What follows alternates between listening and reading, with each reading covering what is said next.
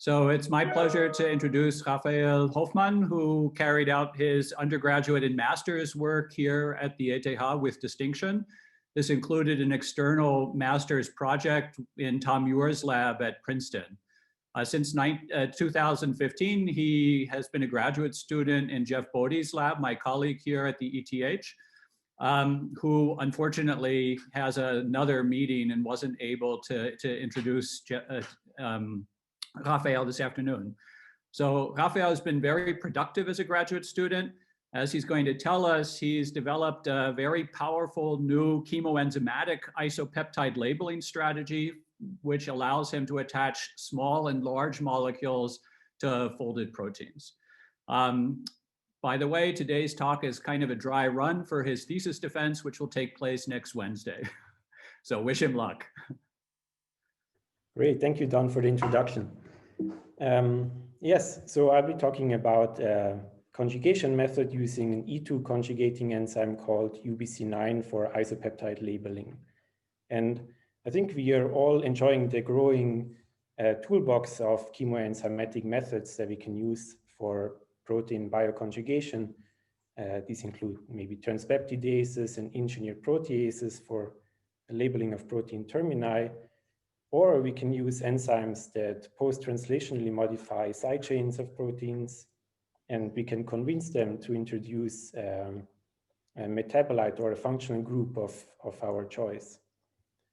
But what type of modification that has really basically been absent from this enzymatic list that we can all use is ubiquitination and modification with ubiquitin-like proteins, or UBLs.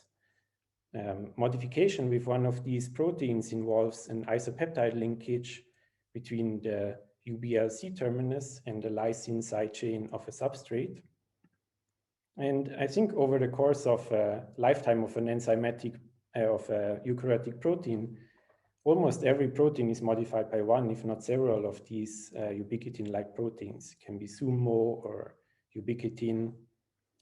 So we asked the question whether we could use this pathway for bioconjugation to forge this isopeptide bond. And looking at how nature does it, it's not exactly straightforward. So it involves 3 steps and hundreds of dedicated enzymes that coordinate this post-translational modification. This involves an E1 activating enzyme that in an ATP-dependent step activates the UBL here and forms this E1 thioester intermediate. And this then transfers via transdiesterification to an E2 conjugating enzyme. And then with the help of various specific E3 ligases, the target protein is selected and the modification is installed. Now, we were intrigued with one member of this family called small ubiquitin-like modifier, or SUMO, for which proteomics and biochemical studies basically showed a high consensus sequence motif, short for residue motif shown here, that involves a hydrophobic residue at the -1 position, isoleucine or valine typically, and then not so conserved position here, abbreviated X, followed by a highly conserved glutamic acid. And this sequence specificity arises from the SUMO conjugating enzyme. It's the only E2 that transfers SUMO, and it can directly interact with the sequence motif and transfer SUMO to targets. Thereby, it can circumvent the need for an E3 ligase. So to further simplify this pathway, we thought whether we could use chemically activated species like these, peptides that are activated as thioesters, instead of having to rely on E1 thioester that uses ATP. And if this could be charged onto an E2 conjugating enzyme, UBC9, via its direct interaction with the target protein, this could be used to introduce this isopeptide modification on a protein of interest. So to see if this would be possible, we turned to a model substrate of UBC9 called RANGAP1. This is a highly simulated protein inside cells, and it contains this consensus simulation motif at which it is modified. And just to show you that Ubc9 actually works without E3, here you can see transfer of full-length SUMO using E1 Ubc9 ATP, and it transfers it even in the absence of an E3. So our strategy was to replace this SUMO E1 intermediate with synthetic peptide thioesters, here activated with a cysteine derivative. And we looked at various sequences taken from SUMO isoforms 1 to 4. And we observed some reactivity, which we thought we could improve on. But to be sure, we wanted a peptide that absolutely would not react. And for this, we thought ubiquitin, completely different pathway. But to our surprise, it was actually the ubiquitin peptide that was transferred very efficiently by Ubc9 in a Ubc9 dependent manner. And we shortened this peptide. Here we used hexapeptides stepwise, and we find that the shortest peptide that confers acceptable reactivity is this RGG peptide thioester. And then we wanted to see, can we actually modify something else than RANGAP1, the natural substrate? So for this, we took a consensus simulation motif from a highly simulated natural substrate of Ubc9. The sequence is shown here, and simply fused it to the C-terminus of GFP. And we were pleased to find that this tag was sufficient to induce complete isopeptide labeling in about 4 to 8 hours. And of course, we checked, so this is dependent on the acceptor lysine in the tag, and also on Ubc9 and its active site cysteine. And I know this is a biocatalysis meeting, but if you glance at the reaction conditions, we use about 4 equivalents of Ubc9 compared to substrate. So we can hardly call it catalytic, but let's say it's Ubc9 mediated at this point. Nevertheless, I think, so for example, first generation sortases, they also relied on stoichiometric amount of enzyme. And an added benefit of this reaction is its irreversibility. So we can reach full conversion without having to use a large excess of one of the components. We went ahead and checked the specificity and influence of the tag residues. And we noticed that we could modify or mutate individually each of the residues in a tag to alanine without losing reactivity, except for the 4 residues that are really in the consensus motif. So here the hydrophobic residue, of course the acceptor lysine, and the acidic residue. And the non-conserved residue X here could be changed to alanine. So with this result, of course, we went ahead and tested modification of a protein just with these 4 residues, IKQE. And also with this tag, we could reach full conversion. The half-life of the reaction is a bit slower, but nevertheless, it reaches full conversion.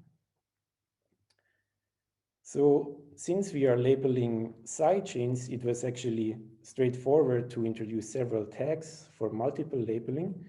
And here we introduced an additional tag in the loop, in a flexible loop of GFP.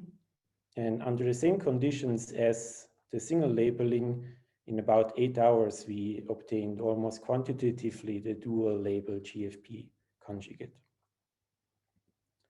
And as a maybe more challenging substrate, we looked at modification of the trastuzumab Fab fragment, in which at the light chain we installed a tag, a lace tag, and in the heavy chain we installed a sort tag. And initially we attempted dual modification, just all reaction at one time, but if we used both enzymes at 30 degrees, we observed a little bit of hydrolysis of the sortase acyl intermediate. So instead, we waited with the addition of sortase A until the reaction with Ubc9 went to completion. Here the labeling of the light chain, and then simply lowered the temperature to 4 degrees and added the sortase to initiate the second labeling. And using this procedure, we were able to get cleanly dual modified Fab fragment with a little bit of starting material here left, but otherwise almost complete. And we could show that this dual modified Fab fragment still retained the expected specificity for HER2 positive cell lines and did not interact with HER2 negative cell lines. So far, I've shown you the transfer of this peptide here with this ubiquitin hexapeptide that is modified with a dye, a rhodamine dye at the N-terminus, which we used for reaction monitoring. And we could also use it for flow cytometry to measure the binding of the Fab fragment. So we went ahead and tested what other groups we could transfer in this way. So biotin is accepted with similar reaction rate as the dye, the rhodamine dye. This can also include the PEG spacer. And we can transfer bioorthogonal handles. These can be strained alkynes and A sites for click reaction, or the Bode group over the years has developed the potassium acyl trifluoroborate, or short CAT ligation, which is an amide-forming ligation between this functional group, a CAT, and hydroxylamines, which we use for protein pegylation or hydrogel formation. And so we can transfer peptide thioesters, but actually protein thioesters are also quite conveniently accessible, for example, from the respective inte fusions, which can be thiolyzed in the presence of a small molecule thiol. And because Ubc9 prefers the ubiquitin peptide, the obvious choice was to see if we could actually transfer just full-length ubiquitin. And indeed, this works. We require longer reaction time, so here about 24 hours, but we can reach preparatively useful product, about 80% in the case of this GFP variant with a loop tag. And biologically more relevant maybe is, we looked at alpha-synuclein, which is modified in cells, ubiquitinated at K96, with functional consequences for fibrillization, for example.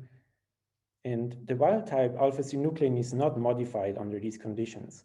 But looking at the sequence around K96, we changed valine to isoleucine and aspartic acid to glutamic acid to form an ideal lace tag.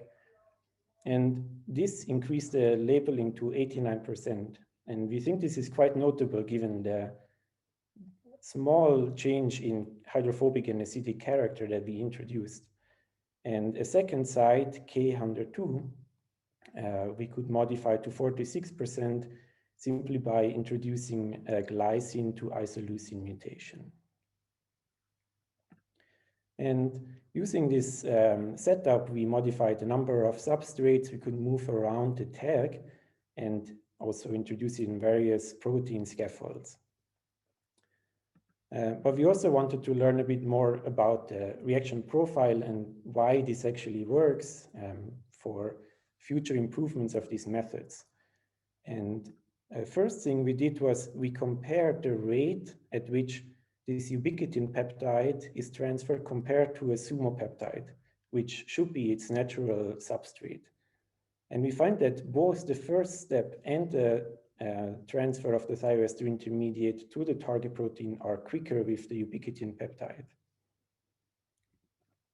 And from pre-incubation experiments, we could show that this first step was the rate limiting step. So when we first pre-mixed thioester and Ubc9 to pre-form this intermediate, there was a slight burst of product in the beginning before it levels off.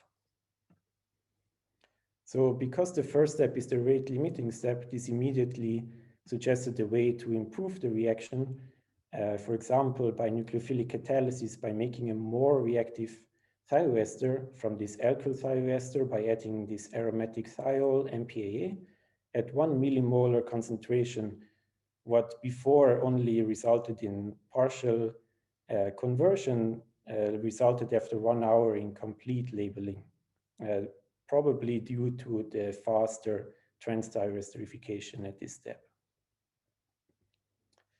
And we were further curious why ubiquitin peptide would be preferred by UBC9, even though its natural substrate, like SUMO, has quite different properties. Here, polar non-charged, and here, hydrophobic and positively charged.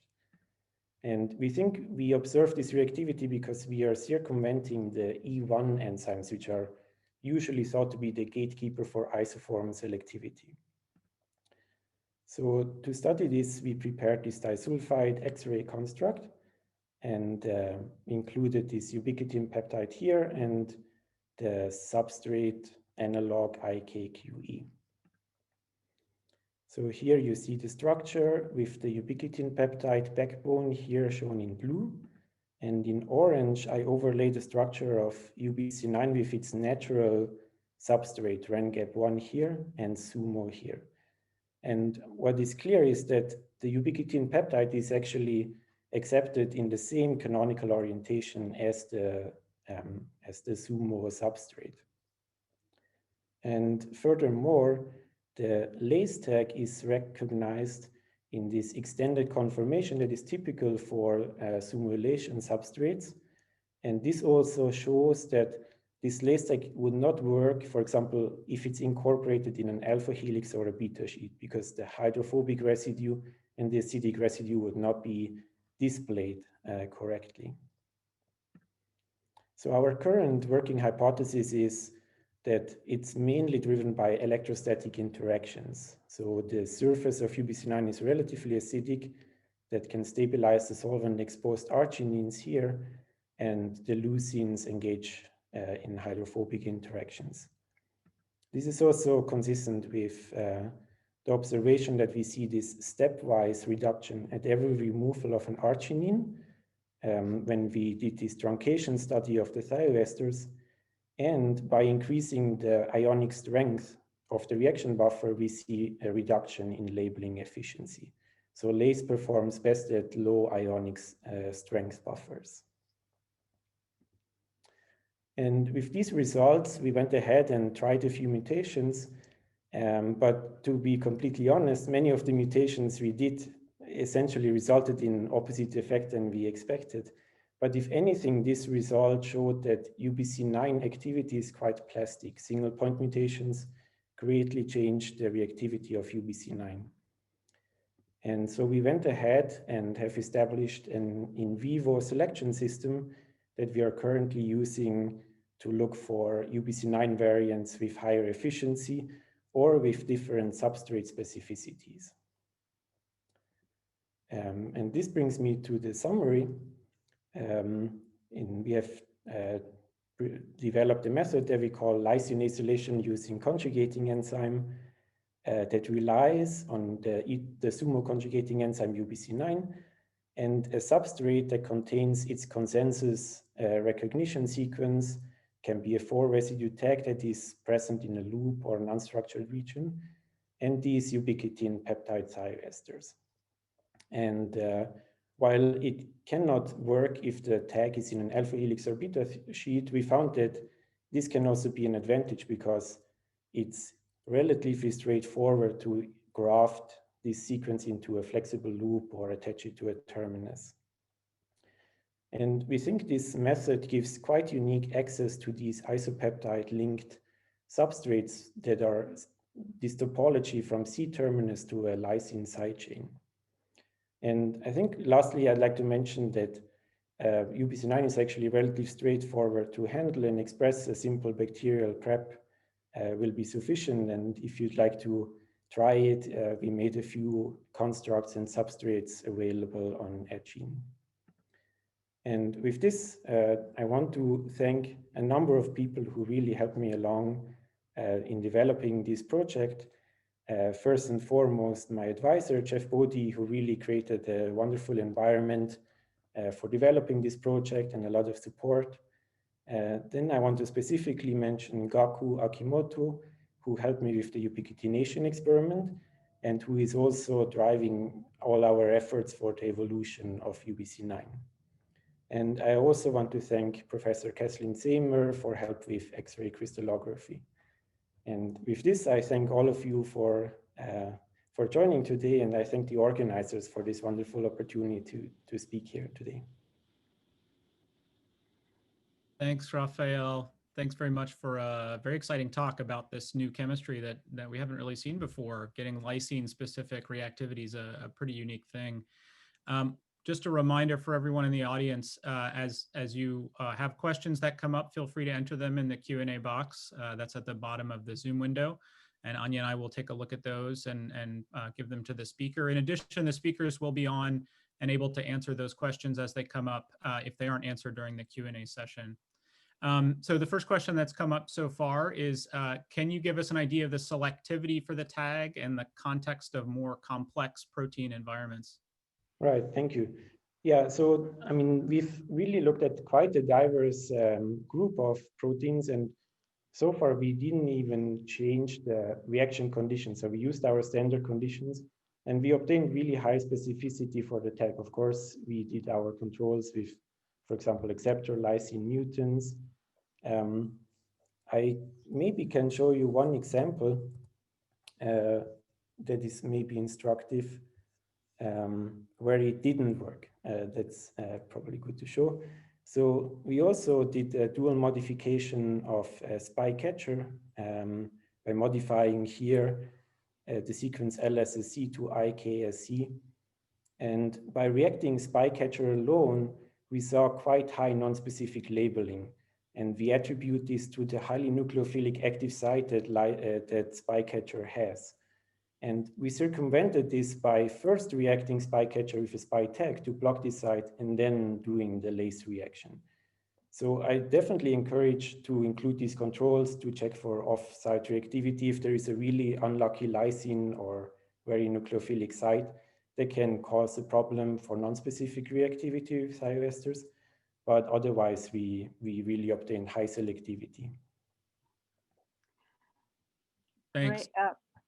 Maybe I can ask a follow-up question. So in one of your examples with the green fluorescent protein, you were showing that there were multiple lysine residues. And did you see any differentiation between site specificity, or would you see a way of engineering selectivity so that one of those lysines is modified in the presence of the other?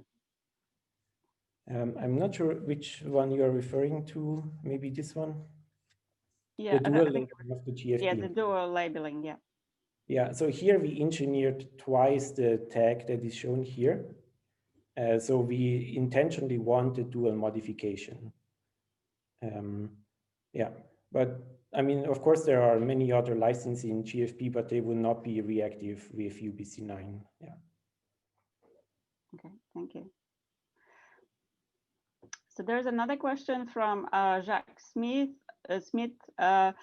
Why is it good to bond lysine to enzymes? What can we achieve with this? So this is a question from a chemist who is trying to understand the concept of bioconjugation. Yeah, thank you. I mean, I think it's, for us, it was a very intriguing way because it provides a new way of connectivity. So basically the novelty itself for us was motivation to do this.